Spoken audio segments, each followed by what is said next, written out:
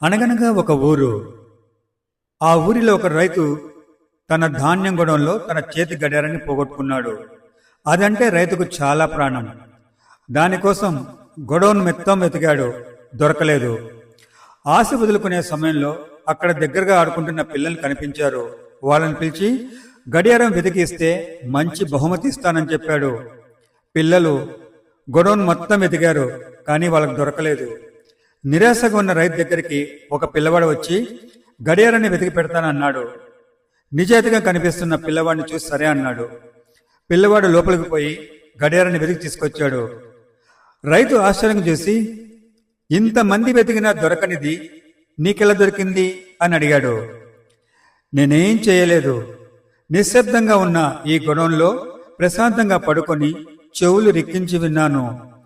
చిన్నగా tick tick అన్న వినపడ్డ వైపుకు పోతే అక్కడ కనబడింది, అంతే అన్నాడు. చూడండి, ప్రశాంతంగా ఉన్న మనసు అలసిన మనసు కన్నా చురుగ్గా పనిచేస్తుంది. కొన్ని నిమిషాలు ప్రతిరోజు ప్రశాంతంగా ఉండేందుకు ప్రయత్నించండి.